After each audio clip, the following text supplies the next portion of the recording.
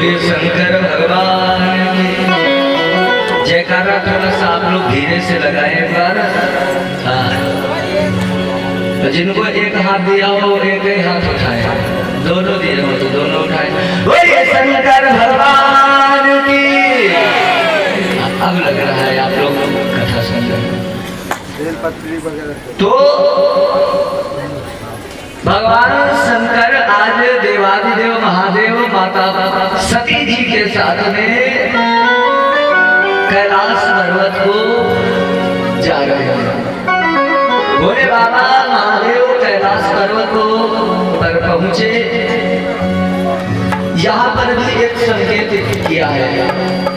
भोले बाबा जब यहाँ से जा रहे हैं तो भोले बाबा जानते हो कैसे जा रहे हैं? बरनत पंथ विविध इतिहासा और विश्वनाथ पहुँचे कैलासा। बरनत पंथ विविध इतिहासा। भोले बाबा रास्ते में, पंथ माने रास्ता होता है ना, रास्ते में जा रहे हैं तब भी ये नहीं कि इधर उधर की बातें करें। भगवान की कथा कहते हुए भगवान के अनेक चरित्र माता सती को सुनाते हुए जा रहे हैं। रास्ते में भी यहाँ पे संकेत मिलता है, जब भी रास्ते में जाओ तो इधर उधर की बातें न करके भगवान का भजन करते हुए जाओ। बोले बाबा प्रतिपल भगवत भजन करते हैं। बरनत पंथ विविध इतिहासा और विश्वनाथ पहुँचे कैलासा। देवादिदेव महादेव भगवान शिव कैलाश पर्वत पर पहुँचे और पर्वत पर पहुँचते ही भगवान शिव ने अपने सहज स्वरूप को संभाला है। शंकर सहज स्वरूप समारा और लागी समाधि अखंड अपारा। लागी समाधि अखंड अपारा। भगवान शिव ने आज कैलाश पर्वत पर समाधि को लगा दिया। और भगवान शिव की समाधि ये साधारण नहीं है। 87,000 वर्षों के लिए भगवान शिव ने समाधि लगाई। सती जी ने जरा सा अपराध कर दिया, भोले बाबा ने माता सती का परित्याग कर दिया। 87,000 वर्षों तक माता सती को भगवान शिव का वियोग सहना पड़ा। इसलिए वैसे तो भगवान शिव बड़े भोले हैं, लेकिन अगर कहीं ये दुष्ट हो गए तो इनका एक नाम भाले भी है। भोले हैं और भाले हैं। इसलिए भगवान शंकर वैसे तो बड़ी जल्दी प्रसन्न हो जाते हैं। भोले बाबा की प्रसन्नता अगर आपको चाहिए, यहाँ पर भगवान शिव समाधि में चले गए, माता सती को वियोग सहना पड़ रहा है। यहाँ पर शिव महापुराण में बड़े सुंदर उपाय बताए गए हैं। माता पार्वती जी ने यहाँ पर भगवान शिव को मनाने के लिए अनेक उपाय किए हैं। शिव महापुराण में बड़े सुंदर सुंदर उपाय आए हैं। सती जी ने झूठ बोला है, इसलिए भगवान शिव ने माता सती का त्याग कर दिया और भगवान शिव समाधि में बैठे थे। यहाँ पर भी माताओं को शिक्षा लेनी चाहिए। देखो कथा मैं निष्पक्ष करता हूँ, ये मत सोचना कि मैं माताओं की बुराई करता हूँ या मैं पुरुषों की बुराई करता हूँ। जो भी कथा में आता है मैं स्पष्ट आपसे कह देता हूँ, बाकी और कुछ नहीं। यहाँ पर माता सती ने अपराध किया है। माताएं अपराध कर जाती हैं कभी कभी। और एक बार तो मेरे पास लोग मैसेज कर देते हैं, कोई बढ़िया बात होती है तो लोग मुझे भेज देते हैं, क्योंकि बहुत सारे लोग फेसबुक से जुड़े हैं और बहुत सारे ऐसे लोग हैं जो जुड़े हैं। तो मेरे पास एक मैसेज आया, मैं कथा कर रहा था, उसी समय मैसेज आया। उस व्यक्ति ने बड़ी सुंदर बात कही। उसने कहा, महाराज जी एक संदेश जरूर दे दिया करो कि माताएं जो करवा चौथ व्रत रखती है ना, करवा चौथ व्रत काहे के लिए रखती है? अपने पति की लंबी आयु के लिए, इसीलिए तो रखा जाता है। लेकिन उसने कहा, महाराज ये मेरा संदेश दे देना कि माताएं करवा चौथ व्रत भले ही न करें, एक व्रत कर ले, पति की आयु दूनी बढ़ जाएगी। हमने कहा, भैया कौन सा व्रत? उसने कहा, माताएं करवा चौथ व्रत भले ही न करे, ये अगर मौन व्रत कर ले तो पति की आयु 25 साल अपने आप बढ़ जाएगी। ये मौन व्रत कर ले। हाँ, लेकिन ये मौन रहेंगी नहीं। हाँ, बोलना इनका बंद नहीं होगा। इसलिए माता सती से भी यही अपराध हुआ है। यहाँ पर बड़े सुंदर उपाय बताए गए हैं। अगर आपकी कोई कामना है, माता सती जी ने यहाँ पर इन उपायों को अपनाया है। अगर आपकी कोई कामना है, कोई आपको कुछ प्राप्त करना है, कोई ऐसी इच्छा है जो आपकी पूरी नहीं हो पा रही है, तो माता सती जी ने तो भोले बाबा को पाने के लिए, भोले बाबा को प्रसन्न करने के लिए ये शिव महापुराण में उपाय किया है। सबसे पहले तो एक बेलपत्र ले, एक बेलपत्र लेना है और उस बेलपत्र पर 3 चंदन की बिंदी लगानी है। 3 पत्ती होती है ना, चंदन लिया, एक ऊपर वाली में, 2 बिंदी साइड वाली, दोनों पत्तियों में लगा दो। चंदन की बिंदी को लगा दो। फिर उसके बाद में जो बीच वाली पत्ती होती है, आगे वाली पत्ती, उसमें जहाँ पर चंदन आपने लगाया है, उसी चंदन में एक चावल का दाना, मात्र एक दाना, हाँ, एक चावल का दाना, वो भी अखंडित होना चाहिए, मतलब टूटा नहीं होना चाहिए, खंडित नहीं होना चाहिए। वो चावल लेकर के आप उसी डंडी में सीधा करके चिपका दें उस बेलपत्र में, और उसी चंदन पर जब वो चावल रख लोगे तो चावल चंदन में खुद ही चिपक जाएगा। और ये चिपकाने के बाद में ये जो अशुभ सुंदरी होती है, इस पे सीधा करके भगवान शिव का ये शिवलिंग है, आगे को ऐसे लगाए, सामने को ऐसे करके बेलपत्र को चढ़ा दे, और आपकी जो भी कामना है वो आप अपनी कामना भगवान शंकर से निवेदन करें। भगवान शंकर आपकी कामना को निश्चित ही पूरा करेंगे। अगर आपको धन की आवश्यकता है, पैसा चाहते हैं, तो ये उपाय तो हमें लगता है सबको ही करना चाहिए। भोले बाबा पर ले जाकर के 11 बिलपत्र, इसको एक रुद्री कहते हैं, मैंने बताया था, एक रुद्री, 11 बेलपत्र ले जाओ, बेलपत्र चढ़ाओ, तो बेलपत्र की डंडी तोड़ देना चाहिए। दूसरी बात, बेलपत्र जो है ये कभी सीधा नहीं चढ़ाना चाहिए। बेलपत्र ये जो इधर वाला होता है, इसको ऐसे नहीं चढ़ाना चाहिए। कुछ लोग ऐसे करके ये हिस्सा ऊपर कर देते, ऐसे चढ़ाते, ऐसे नहीं चढ़ाना। इस बेलपत्र को आपको ऐसे उल्टा करके, इधर को ये ऊपर होना चाहिए, ऐसे करके, और डंडी इसकी जो है ये थोड़ी तोड़ देना चाहिए। डंडी को तोड़कर तभी भगवान शंकर पर बेलपत्र चढ़ाए। अगर आपको पैसे की आवश्यकता है, धन प्राप्त करना है, तो यहाँ पर शिव महापुराण में बड़ा सुंदर उपाय बताया गया है। इस ये 11 बेलपत्र लेकर के, और इन बेलपत्रों पर चंदन से राम लिखे। राम किधर लिखना है? राम लिखना है सीधी साइड में। सारे पत्र पुष्प जो होते हैं वो जैसे उत्पन्न होते हैं वैसे ही चढ़ाए जाते हैं। जैसे फूल है, फूल खिलता कैसे, ऊपर को खिलता है ना, तो भगवान पर भी चढ़ाओ तो ऐसे ही चढ़ाओ। इसको ऐसे नहीं कि उल्टा करके चढ़ा दो, उल्टा करके नहीं चढ़ाना है, सीधा ही फूल चढ़ाना है भगवान को। शास्त्र कहते हैं यथोत्पन्नम तथा देयम, जैसे ये पत्र पुष्प उत्पन्न होते हैं वैसे ही भगवान को चढ़ाए जाते हैं। लेकिन बेल पत्र एक ऐसा पत्र है, तुलसी पत्र हमेशा सीधा करके चढ़ाओ, तुलसी भी चढ़ाओ तो सीधी करके, जो भी सभी पत्र चढ़ाओ सीधा करके, जो भी आपको चढ़ाना है सीधा।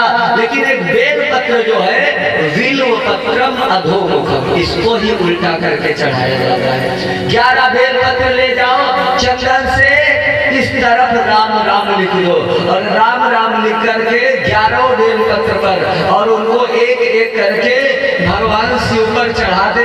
जो सबसे नीचे वाला बेल पत्र एक एक करके चढ़ाया है ना, तो जो सबसे नीचे वाला बेल पत्र है उसको धीरे से निकाल ले, निकाल कर भगवान शिव से अपनी कामना का निवेदन करें, पूजा करें। जो भी जल चढ़ाना है, जैसे भी आपको धूप बत्ती अगरबत्ती जैसे भी पूजा करते हैं, आप पूजा करने के बाद एक बेलपत्र निकाल ले, सबसे नीचे वाला ला करके वो बेलपत्र सीधे अपनी तिजोरी में रख ले, या आप पर्स रखते हैं तो पर्स में रख ले, जहां भी चाहे आप उसको घर में रखें तिजोरी में, और चाहे आप उसे पर्स में रख लें। तो ये उपाय करने से आपके घर में, हमारे भोले बाबा चाहेंगे तो कभी आपके घर में धन की कमी नहीं होने देंगे। ये उपाय बड़े ही सिद्ध उपाय है। शिव महापुराण में ऐसे बहुत सारे उपाय बताए गए हैं। जब जीवन में बहुत बड़ी समस्या आ जाए, आपका जीवन समस्याओं से घिर जाए, जब समझ लेना अब किसी भी तरफ निकलने का कोई रास्ता नहीं दिख रहा है, आंखों से आंसू बह रहे हैं, निरंतर भगवान से कहते हैं आप कि हे प्रभु किसी तरह मेरा ये संकट काट दो। जब ज्यादा ही बड़ी मुसीबत आ जाए तो बंधुओं, ये शिव महापुराण का उपाय 3 घंटे में आपका काम कर देगा। शिव महापुराण में बड़ा सुंदर तरीके से बताया गया है। जब भी आपके जीवन में बहुत बड़ी समस्या आ जाए तो 1 लोटा जल लेना है आपको। जल में थोड़ा सा लाल चंदन, पीला चंदन नहीं डालना है, लाल चंदन। जल में लाल चंदन डाले, थोड़ी सी चीनी डाले और 1 जोड़ा लौंग डाले। लौंग हमेशा जोड़े से डाली जाती है। 1 जोड़ा लौंग, 1 इलायची, और डालकर थोड़े 5 या 7 चावल जो खंडित न हो, ये सब आपको लोटे में डालना है। उस लोटे को ले जाकर के सीधे आप बेल के वृक्ष के नीचे जाए, बेल के पेड़ के नीचे, बेल के पेड़ के नीचे लेकर जाए और जाकर के 1 मूंग का दाना, मूंग की दाल जो होती है ना, मूंग का 1 दाना मात्र चाहिए, और इसमें पैसा भी नहीं खर्च होंगे। किसी के यहाँ दुकानदार के यहाँ जाओ और उससे ये कहते ना मूंग दिखाओ, देखिए बढ़िया है तुम्हारी, और वो दिखाएगा कि देखो बढ़िया, 1 दाना ले आओ। हाँ, पैसे भी नहीं खर्च होना, तरीका हम आपको बताए दे रहे हैं। चोरी हो गई, पैसे दे के आओ, हम तरीका बताया है, हम ये थोड़ी कह रहे चोरी करो। बोलिए शंकर भगवान की। भैया 1 दाना मांगोगे तो ऐसा कोई दुनिया में इंसान नहीं होगा जो आपको 1 दाना ना दे। तो 1 दाना ला करके इधर जगह पड़ी है, आगे आप लोग खिसक जाओ, थोड़ा थोड़ा आगे किसको इधर। हाँ, सब लोग जो आ रहे हैं वो पीछे घुसे जा रहे हैं। मुझे बीच में जगह करवा दो, निकलने वालों बीच में।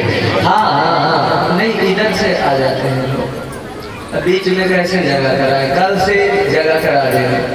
हाँ हाँ, उधर से ठीक कराने वाला है। बोलिए शंकर भगवान की।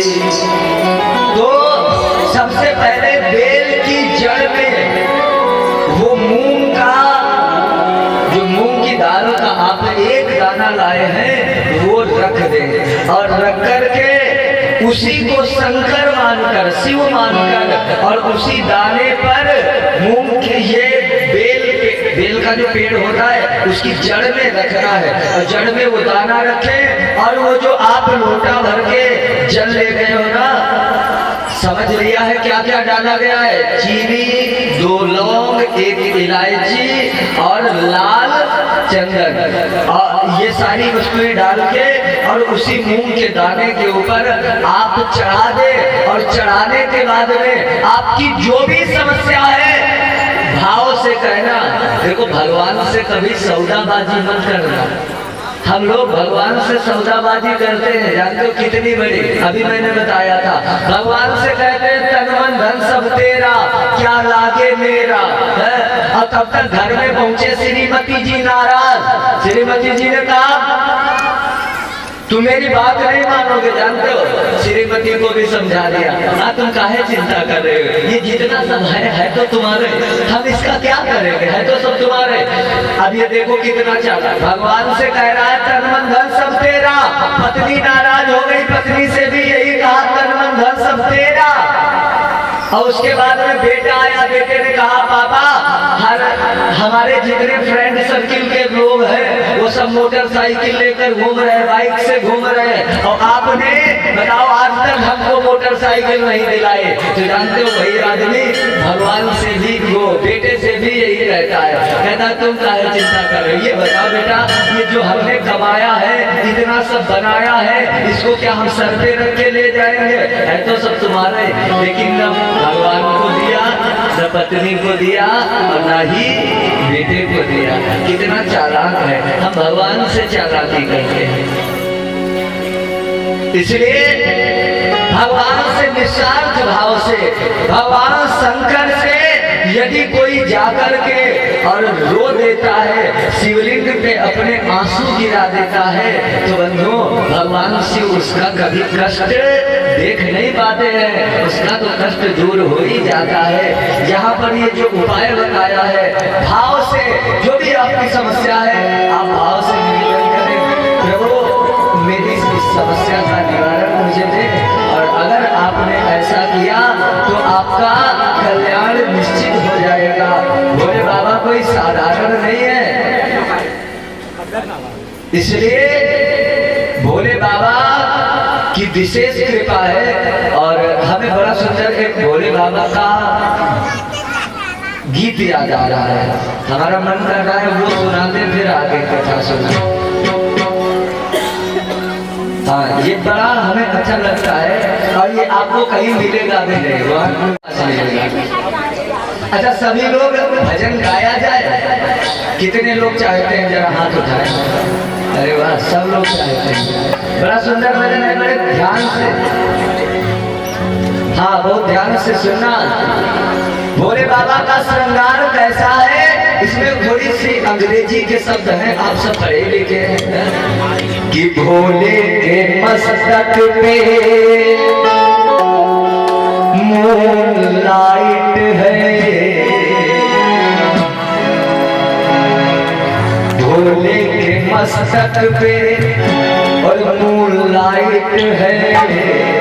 मूनलाइट मतलब मून माने होता है चंद्रमा, और लाइट माने प्रकाश। भोले के माथे पर चंद्रमा है ना, तो भोले के मस्तक पे और मूनलाइट है, कलर वाइट है, क्या हाइट है। भोले के मस्तक पे मूनलाइट है, कलर वाइट है, क्या हाइट है। भोले के मस्तक पे मूनलाइट है, कलर वाइट है, क्या हाइट है। भोले बाबा मस्तक पर मूनलाइट है, यानी चंद्रमा का प्रकाश है, कलर वाइट है। और भोले बाबा हमारे जो है बड़े गोरे भी है।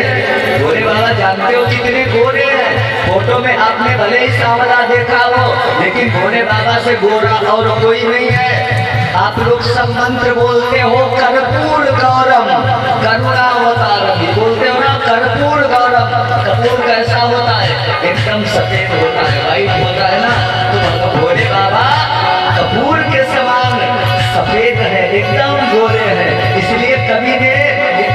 की है। भोले के मस्तक पे लाइट है, करवाइट है, क्या हाइट है। भोले के मस्तक पे लाइट है, करवाइट है, क्या हाइट है।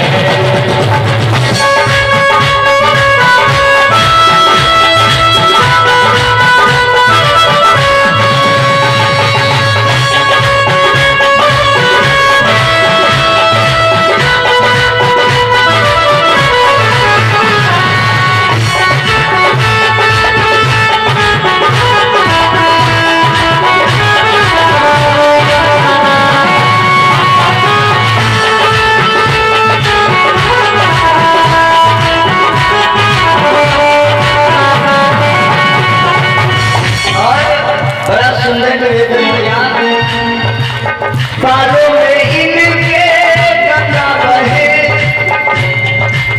बालों में इनके गंगा बहे।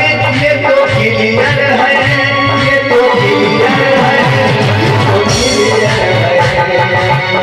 भोले बाबा के बालों से गंगा जी निकलती, जगह से गंगा निकलती ना, ये क्लियर एकदम सत्य है ना। बालों में इनके गंगा बहे, ये तो क्लियर है, ये तो क्लियर है, ये तो क्लियर है। और देवों में महादेव बने, ये तो सीनियर है, ये तो सीनियर है, ये तो सीनियर है। सब है देव लेकिन भोले बाबा है महादेव। बोले महादेव भगवान जी कि देवों में महादेव बने, ये तो सीनियर है, ये तो सीनियर है, ये तो सीनियर है। और भांग धतूरा आगे क्या है? भांग धतूरा इनकी चॉइस है। चॉइस माने हाँ इच्छा। हाँ थोड़ा अंग्रेजी पढ़े नहीं, हमको ये सुनने को मिला। भांग धतूरा देव महादेव की। तो जाकर के आज माता सती जी ने भगवान शिव को प्रणाम किया। जाय शंभु पद बंदन कीन्हा, प्रसन्न मुख शंकर आसन दीन्हा। भोले बाबा को जाकर के माता सती ने प्रणाम किया। जब भोले बाबा समाधि से जग गए, प्रणाम किया। प्रणाम करके जैसे ही सर उठाया, भोले बाबा ने सामने आसन दिया है। बंधुओं, वाम भाग में किसका आसन होता है? पत्नी का आसन होता है। वामांग में पत्नी का आसन होता है।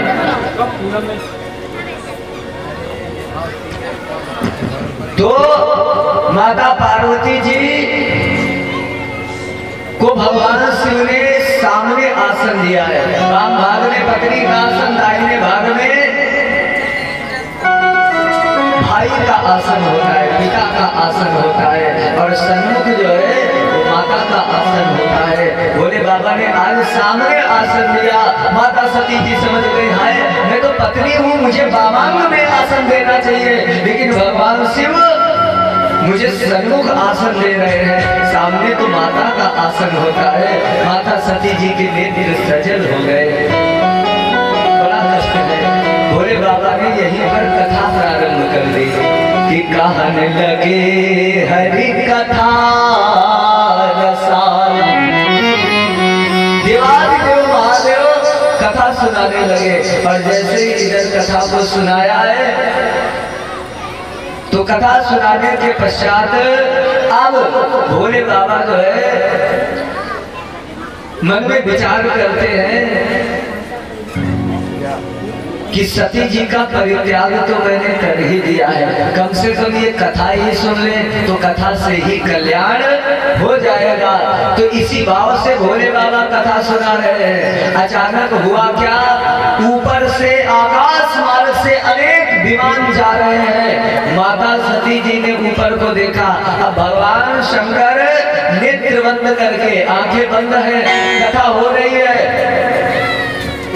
इधर सती जी ने ऊपर से देखा, क्या देख रही है कि सती दिलो क्यों व्योम विमाना, अरे विमान ऊपर जा रहे हैं, भगवान शिव कथा सुना रहे हैं, आंखें बंद है, भगवान शिव देख तो रहे नहीं, कथा सुना रहे। माता सती जी ने एक गंधर्व की तरफ देखा, है गंधर्व इधर आओ। वो गंधर्व आया, हाथ जोड़े, माता जी क्या बात है। माता सती ने कहा, ये बताओ तुम सब लोग कहाँ जा रहे हो, इतने सारे विमान एक साथ जा रहे हैं, कहाँ जा रहे हो। वो गंधर्व हंसने लगा, कहा माता जी आपको पता नहीं, अरे आपके पिताजी प्रजापति दक्ष महाराज वो कनखल हरिद्वार में यज्ञ कर रहे हैं, और माता जी क्या आपको बुलाया नहीं गया। अब जैसे ही इतना कहा, अच्छा सती जी बेचारी माई के बदनामी कैसे सुन ले। हाँ, माताओं के अंदर ये बड़ी विशेष आदत होती है, मायके की बदनामी नहीं सुन सकती है। हाँ, और एक बात बताएं, मायके की अगर कुतिया तक आ जाए तो उसको भी रुआबजे वाला शरबत मिलेगा। हाँ, ये बड़ी विशेष है। तो गंधर्व ने कहा, माता जी आपके पिताजी हरिद्वार में कनखल में यज्ञ कर रहे हैं, आपको बुलाया नहीं गया। अब सती जी ये कैसे कह दे कि हमको नहीं बुलाया गया। सती जी ने कहा है वो हमारे पास तो पहले कार्ड आया था, लेकिन हमने ये सोचा कि हो सकता है तुम लोग कहीं दूसरी जगह जा रहे हो। उस गंधर्व ने कहा, नहीं माता हम सब वहीं जा रहे हैं और आपने तैयारी नहीं की। माता सती जी ने कहा, चुप रहो, भोले बाबा कथा सुना रहे हैं, अभी कथा हो जाए फिर हम लोग भी आ रहे हैं, तुम चलो वहाँ। और इतना कह करके उस गंधर्व को भेज दिया, और जैसे ही गंधर्व को भेजा, आज भेजते ही माता सती जी ने अपने पति भगवान शिव से एक निवेदन कर दिया, प्रभु अब देखिए सती जी ने ये सुना कि मेरे मायके में मेरे पिताजी यज्ञ कर रहे हैं, लेकिन सती जी ने सोचा भोले बाबा क्रोध में तो है ही, क्योंकि अपराध कर चुकी हूँ, और अब अगर मैं इनसे कह रही हूँ कि हमारे पिताजी यज्ञ कर रहे हैं प्रभु चलो, तो फिर ये जाएंगे नहीं। तो माता सती जी ने बड़ा सुंदर एक तरीका निकाला। तरीका जानते हो क्या निकाला? माता सती जी ने क्या किया, आज देखते देखते भगवान शिव के हाथ जोड़े और अचानक एक वाक्य कह दिया, प्रभु कि प्रजापते ससुर सांप्रतम निलयापितो यज्ञ महोत्सवा किल वयं च तत्राभिसराम वामते यद्यस्मितानि विबुधा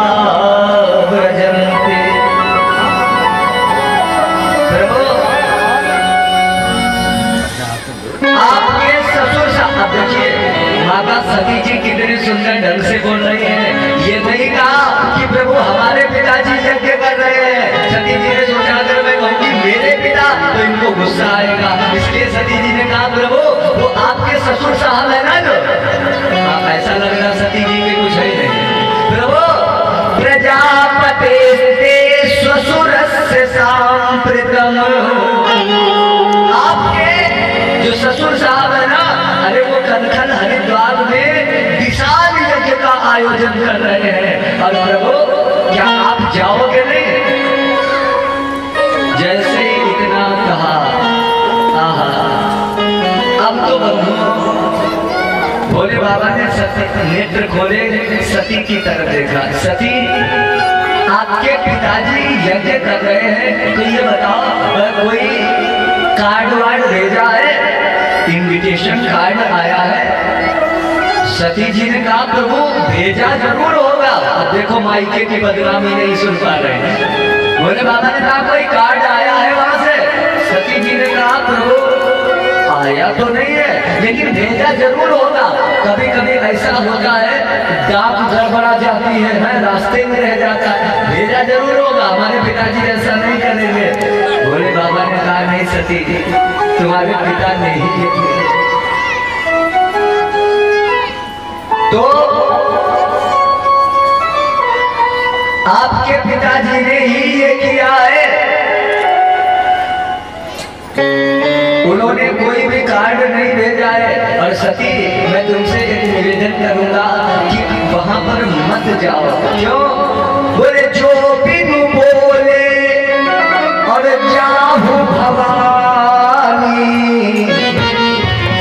तो राही नसील सने। सती, अगर बिना बुलाए जाओगे तो वहां सम्मान नहीं होगा, इसलिए मत जाओ। और यह समय हो चुका है, समय लगभग पूर्णता की ओर है। तो माता सती जी कहती हैं कि प्रभु, अगर इस बार मैं जा नहीं रही हूँ तो फिर ये संसार वाले क्या सोचेंगे? ये यही सोचेंगे कि जो झगड़ा हुआ था वो शांत नहीं हुआ। इसलिए प्रभु, अगर आप नहीं जा रहे हो तो आप नहीं जा रहे हो तो फिर हमको ही जाने दो, क्योंकि मैं जाऊंगी और अपने पिताजी को समझाऊंगी कि पिताजी तुमने ये अपराध किया है। भोले बाबा कहते हैं सती, हमारा और दक्ष का एक बार झगड़ा हो गया। कहाँ? बोले ब्रह्म सभा हम सन दुख माना। महाराज दक्ष जी एक बार ब्रह्मा जी की सभा में हमसे बैर मान गए। क्यों? जिस समय महाराज दक्ष को प्रजापति बनाया गया, प्रजापति का पद मिला, तो जब दक्ष जी आए सब लोग उठकर खड़े हो गए। भोले बाबा कहते हैं सती, मैं बैठा रहा। क्यों? क्योंकि मेरी समाधि लग गई। मैं समाधि में था, मुझे पता ही नहीं चला तुम्हारे पिताजी कब आए और क्या हुआ, इसलिए मैं जान नहीं पाया।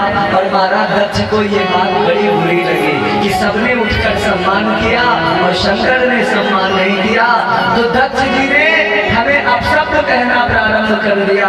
और जब अपशब्द कहे तो हमारे गणों ने दक्ष के लोगों को मारना शुरू किया। नंदी भृंगी इन्होंने सब दक्ष प्रजापति के गणों को मारना शुरू कर दिया। और उधर भगवान शंकर कहते हैं यहाँ पर झगड़ा बढ़ गया।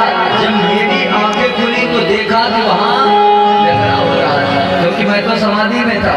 तो भोले बाबा कहते हैं सती, मैंने सबको शांत किया, मैं अपने गणों को लेकर वापस चला आया, लेकिन तब से महाराज दक्ष आज तक मुझसे विरोध मानते हैं। और इसलिए सती कि हमरे बैर तुम्हें बिसराई।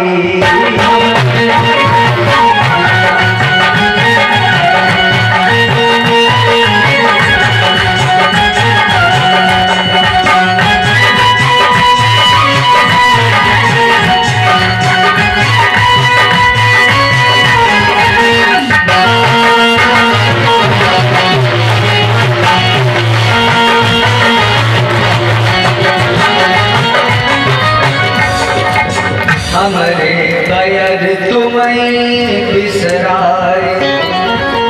महाराज दक्ष जी ने कहा कि हमारे कारण से दक्ष ने तुम्हें त्याग दिया है। और दक्ष सकल निज सुता बुलाए। दक्ष ने सारी कन्याओं को बुलाया, सती तुम्हें नहीं बुलाया, इसलिए वहां पर जाना ठीक नहीं है। सती जी ने कहा प्रभु, अगर जाऊंगी नहीं तो ये झगड़ा ऐसे ही बना रहेगा, किसी को तो पहल करनी ही है, इसलिए मुझे जाने दो। भगवान शिव ने आज क्या किया, सारी सामग्री को तैयार करके माता सती को दे दिया। जल्दी में देखिए कौन कौन सी सामग्री थी। भोले बाबा गए, जितनी माता सती की साड़ियां थी सब उठा लाए और ला करके भोले बाबा ने सब सती को दे दी। जितनी साड़ियां सब सती को। सती जी ने कहा प्रभु इतनी साड़ियां ले जाकर क्या करूंगी?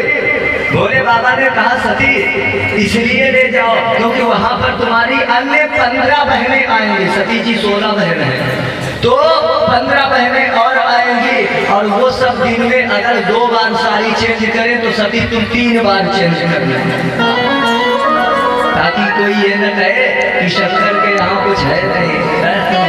इसलिए सब साड़ी ले जाओ।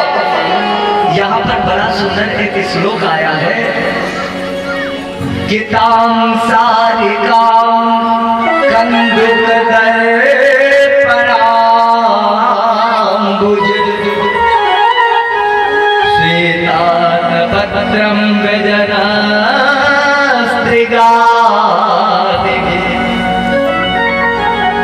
बोले बाबा ने क्या क्या सामग्री दी? बोले ताम सारिकाम, एक पिंजड़े में मैना पक्षी पला था, मैना पक्षी।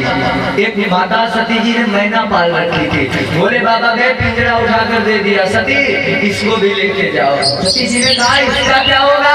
बोले बाबा ने कहा मेरी समाधि लग गई तो ये बेचारी पिंजरे में मर जाएगी, इसको खाना पानी कौन देगा, इसलिए इसे ले जाओ। ताम सारिकाम कंदुक, कंदुक माने गेम की, वो भी दे दी, सती से भी ले जाओ।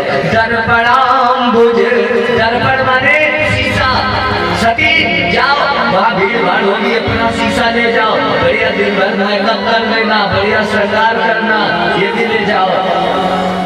श्वेतातपत्रं व्यजनस्त्रिगादिभिः। श्वेतातपत्र, श्वेतातपत्र जानते हो किसे कहते हैं? हाथ वाला पंखा। हाथ वाला एक पंखा पड़ा था, सती जी ने बनाया था बढ़िया डिजाइन से। घर में माता नहीं सुंदर बनाती है, भोले बाबा ने उठा के दे दिया, सती ये भी ले जाओ। सती जी ने कहा इस पंखे का क्या होगा? बताओ 3 बजे लोग आ रहे हैं कथा सुनने। वाह भाई वाह, बहुत सुंदर। बोले वृंदावन बिहारी लाल की। तो पंखा दे दिया, सती ले जाओ। ज्यादा लोग होंगे, गर्मी लगे तो अपना पंखा चला लेना। श्वेतातपत्रं व्यजनस्त्रिगादिभिः। और एक ढोलक रखी थी, बोले बाबा ने ढोलक उठाकर दे दी। सती जी ने कहा इसका क्या करेंगे? बोले बाबा बोले सती वहां पर मान लिया तुम्हारे पिताजी के यहाँ ढोलक फूटी होगी तो वहाँ गाना बजाना कैसे कर पाओगी, बढ़िया सुंदर सुंदर भजन गाना, इसलिए ये ढोलक भी लेकर के जाओ। ढोलक भी दे दी। और इतना ही नहीं, भोले बाबा ने व्यजनस्त्रिगादिभिः सारी सामग्री माता सती की दे दी। क्यों दी है? क्योंकि भोले बाबा बंधुओं ये जानते हैं माता सती यहाँ से जाने के बाद में वापस नहीं आएगी। दक्ष की यज्ञ में इनको मरना पड़ेगा, जलना होगा, इसलिए अब ये वापस नहीं आएगी। मेरे देवाधिदेव महादेव शिव विचार करते हैं कि अगर माता सती का कोई भी इनकी सामग्री यहाँ पर रह गई तो भोले बाबा कहते हैं मैं जब उसको देखूंगा तो मुझे कष्ट होगा, इसलिए माता सती का कोई भी सामान यहाँ पर नहीं रहना चाहिए। इसलिए देवाधिदेव महादेव ने सब पैक कर दिया और लेकर के आज माता सती जी भगवान शिव का नाम लेकर के और वहां से चली है। और आए हम भी भाव से दोबारा भगवान का नाम ले और हमारे पूज्य महाराज श्री के द्वारा अग्रिम कथा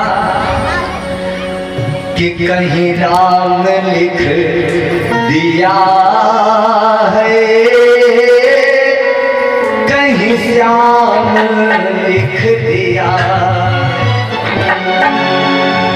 कहीं राम लिख दिया है, कहीं श्याम लिख दिया है।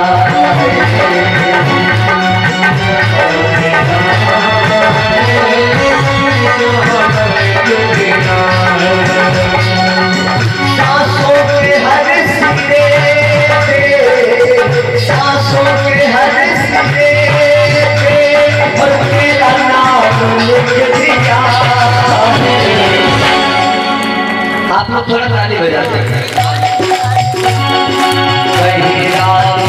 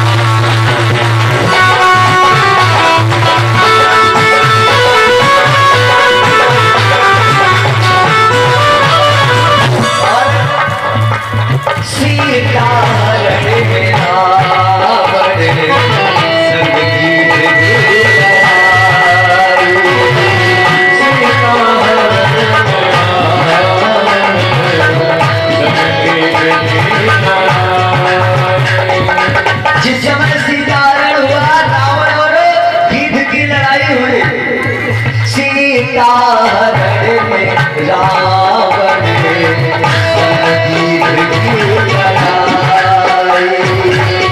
जब गिर गया जटायु तब आवाज तब लगाई। जब गिर गया जटायु तब आवाज लगाई।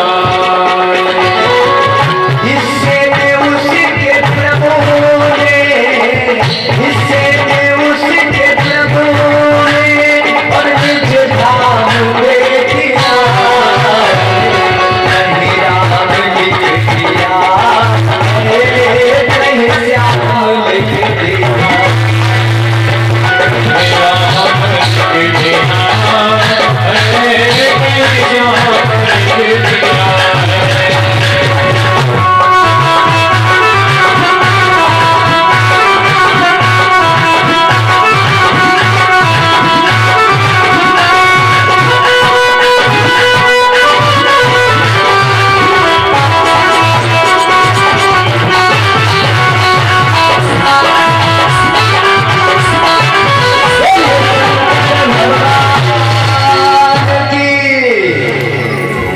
महाराज जी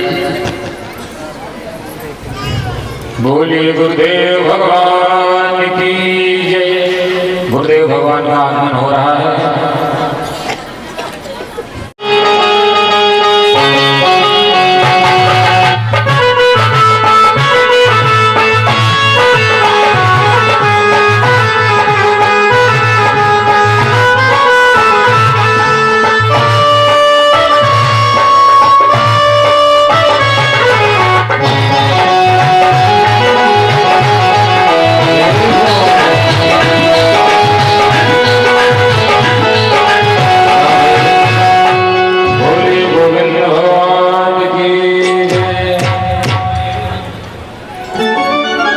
आइए बड़े भाव के साथ में गुरुदेव भगवान का आगमन हुआ, उनकी अमृतमयी वाणी के द्वारा कथा सुनेंगे। श्री गुरुदेवाय नमो नमः। आइए सभी भक्त मस्ती में डूबे। हो बिहारी दिल में हलचल मचाई गयो। मीठी मीठी तालियों को बजाते हुए बोले, ओ मचाई गयो मचाई गयो मचाई गयो रे। बिहारी दिल में हलचल मचाई गयो, बिहारी दिल में हलचल मचाई गयो रे। बिहारी दिल में हलचल मचाई गयो रे। मचाई गयो मचाई गयो रे। मचाई गयो मचाई गयो रे। बिहारी दिल में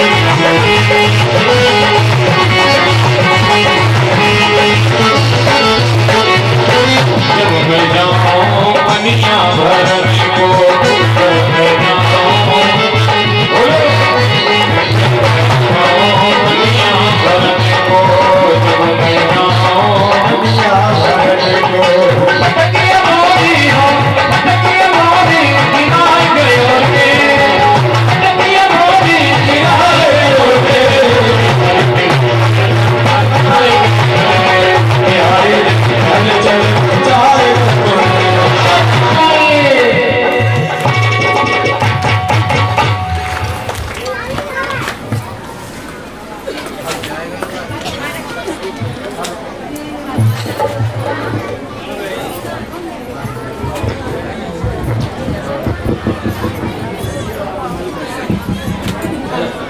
हेलो हेलो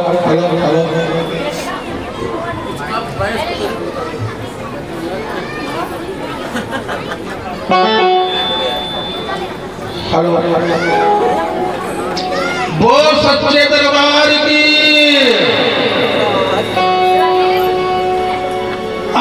जी मैया की,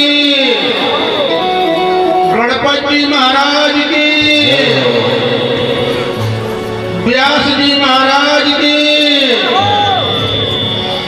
नवशहरा वालों की। अपनी जय जोर बोल लिया करो, बाकी सबसे धीरे बोला करो। वैसे भी आज भोले बाबा के दरबार में जो आनंद बरस रहा है, हमें इतनी उम्मीद नहीं थी भोले बाबा हमारा इतना साथ देंगे। मगर एक गलती करते, एक बार भोले साथ देते हैं और फिर शाम को बिगाड़ भी देते हैं। इतनी गलती करते हैं।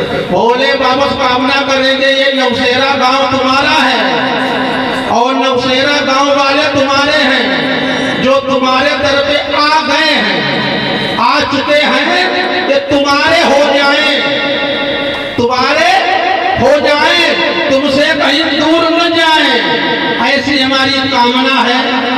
आइए। कर्पूर गौरम करुणावतारम संसार सारम भुजगेंद्रहारम सदा वसंतम हृदयारविंदे भवं भवानी सहितं नमामि। नीलांबुजश्यामल कोमलांगं सीता समारोपित वामभागं प्राणो महासायक चारुचापं नमामि रामं रघुवंशनाथं। सर्वमंगल मांगल्ये शिवे सर्वार्थ साधिके शरण्ये त्र्यंबके गौरी नारायणी नमस्ते, नारायणी नमस्ते। दरबार तेरा दरबारों में एक खास अहमियत रखता है, उसको पैसा मिल जाता है जो जैसी नीयत रखता है, जो जैसी नीयत रखता है। भोले जी के दरबार में जिस नीयत से आप आएंगे वही लेकर जाएंगे। हमारे व्यास जी कह रहे थे 3 बजे कथा सुनने आते हैं। कहीं अगर कहीं भंडारा हो रहा हो, आखिर में जाओगे ना तो खाली तरी मिलेगी नीचे वाली, ऊपर का माल गायब। तो व्यास जी कथा सुना के हट गए, हम तो तरी बचे हुए लास्ट वाले। हमको सुन लीजिए, हम पे आधे गुस्सा होंगे, आधे खुश होंगे। हम पे सब खुश नहीं होंगे, इन पे सब खुश रहते हैं। क्यों? इनके अंदर मक्खन पालिश है, वो हमसे हो नहीं पाता।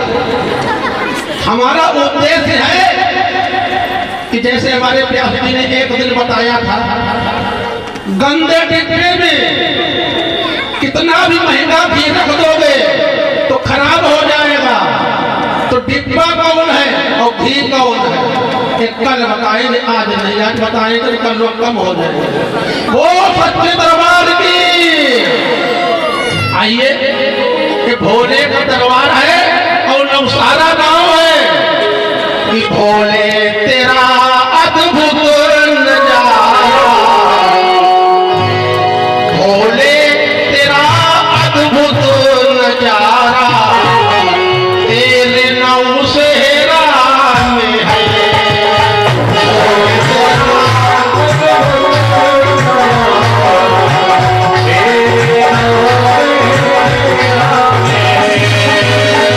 भोले तेरा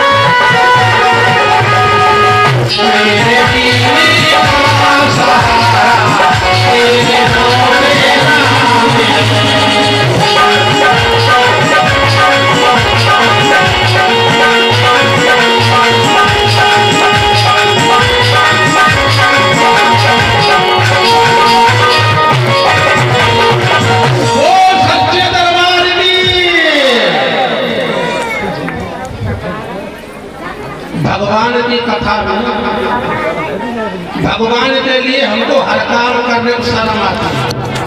हमारे व्यास जी कई बार बताए, बड़ा ध्यान सुनते हैं, जबकि इनकी रास्ता अलग, हमारी रास्ता अलग है। फिर भी सुनते इनकी बातों को जमाने के हिसाब से कि बेटे की शादी में 3000 रुपए का सूट बेकार कर लेते हैं, और भगवान की शादी में ताली बजाने में भी शर्म आती है। अभी हमारे व्यास जी करवाएंगे, पार्वती का और शंकर जी का विवाह होगा, और डुप्लीकेट नहीं होगा, ओरिजिनल होगा। हमारा हर काम होता ओरिजिनल, डुप्लीकेट नहीं कि उनका बेटा बेटे में बैठा कर दिया, ऐसा नहीं, वाकई में शादी होगी। अब तब उसमें कितने लोग नाचेंगे? है कोई? पार्वती की और भोले की बारात में शादी में कितने लोग नाचेंगे?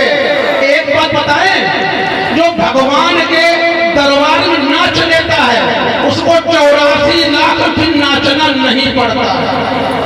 जितने संत महात्मा होते, अब वृंदावन जाइए, देखिए वहां एक से एक संत बुजुर्ग हैं, उठ नहीं पा रहे हैं, फिर भी ढूंढके लगा रहे। यही हमारा आनंद है। हम आनंद नहीं लेते, हम क्या लेते मालूम है? मजा। 100 ग्राम लगाई, नाचते नाचते कपड़े बेकार कर दिए, और सवेरे उठे तो देखो चेहरा कितना अच्छा लगता है, जैसे जूते पड़े हो चेहरे के ऊपर।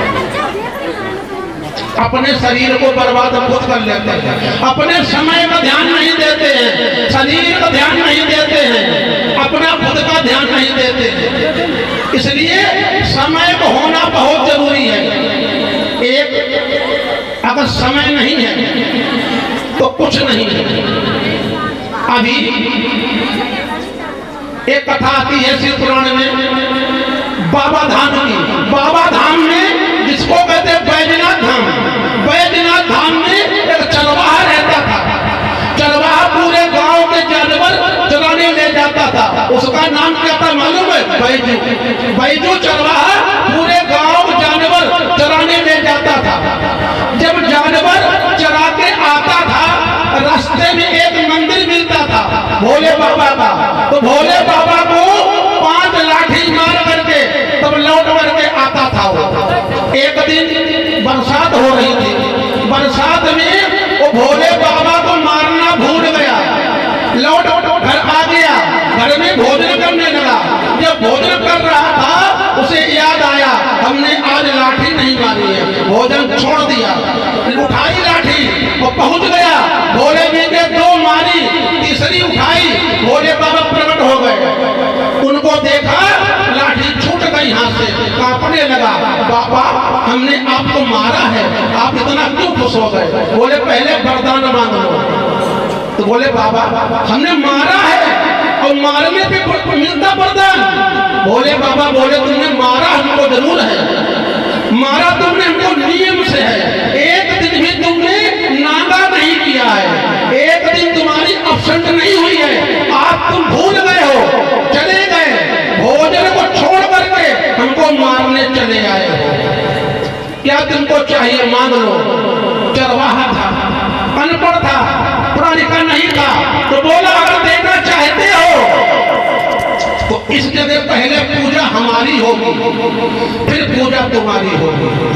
आज आप बैजनाथ धाम जाइए तो पहले पूजा बैजू की होती है, फिर पूजा बाबा जी की होगी। आज भी प्रत्यक्ष, इससे अच्छा कौन मिलेगा?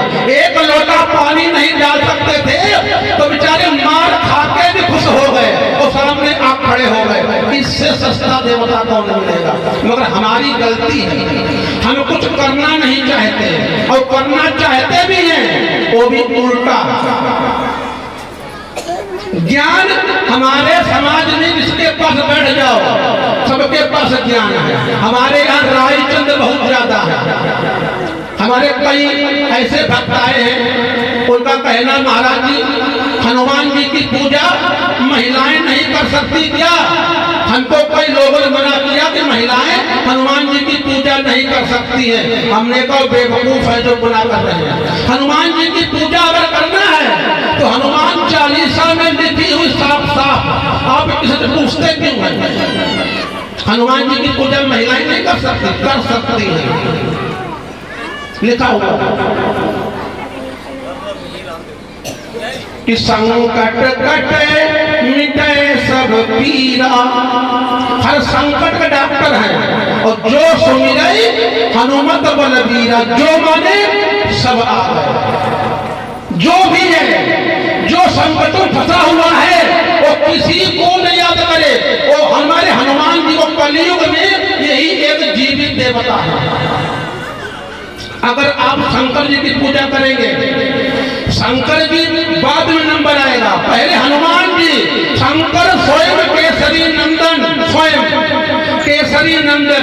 यहाँ थोड़ा गड़बड़ हुआ, लिखा हुआ है शंकर सुमन केसरी नंदन। सुमन की जगह शंकर स्वयं केसरी नंदन, तेज प्रताप महाजगवंदन।